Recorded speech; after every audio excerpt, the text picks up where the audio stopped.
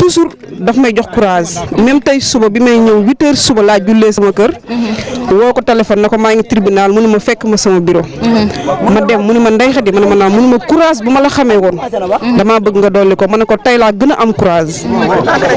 maa ngi sant yàlla suñu borom nag parce que dossier bi man comprendre ma décision yu ñu jël mais xam naa ne dossier boo ci génnee complicité de viol bi ñu doon may toppee ñu génnee ko ba mu set insultation de débauche bi ñu génnee ko ba mu set leneen lu ñëw tamit ragalatuñ ko dañuy dénk yàlla suñu borom bi parce que ñëw nañ si jàmm ñu ngi ñibbi si jàmm ñu ngi sant yàlla suñu borom. kon yàlla àtte na leen yàlla àtte na la ak. waaw parce que moom dafa waxoon ni ko Ousmane Sonko dañ ko violé moom aussi mu lay toppee ni que da nga ko doon defloo ñaawteef. yàlla àtteegul ma sax ak moom parce que maa ngi waat si yàlla suñu borom bi ne liñ may wax dara laa ci xamul. dara laa si jegewul. ku taxaw tribunal nga gëñ si sa ëmb bi nga ëmb nga xam ne li ngay wax dalaa ñor te dama taxaw tribunal ma ne lii bu fekkee ne li nga may toppee dama ko def sama doom bi nangam ak nangam nga xam ne yàlla suñu borom bi rek laa yaakaar te yàlla laa wóolu te yàlla laa dénk sama bopp si kanam yàlla laa dénk sama bopp si ginnaaw yàlla laa dénk sama bopp ci lépp te dossier bi gëm naa ne yàlla rek moo si teg loxo. yàlla suñu borom bi kese moo si teg loxo bu fekkoon ne yàlla tegu ci loxo lii lépp du ci am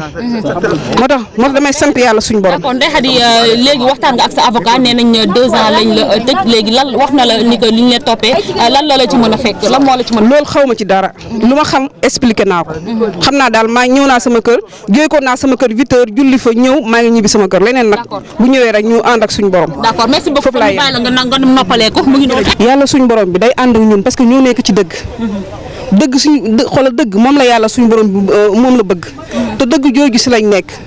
xam nga ñun bu fekkoon ne tey ji dañoo nekk si dëgg dañoo gis suñu kanam loo xam dañuy stressé wu wala ñu nekk nit boo xam dañuy tiit wala nangam mais rafuñ benn yoon nga xam ne dañoo nekk ci dëgg moom bu mu taxawee du jooy am naa yërmande ci moom parce que xam na ne lu muy jooy yëpp du dëgg ci moom te xamoon na ne dina jooy xamoon na ne moom dina jooy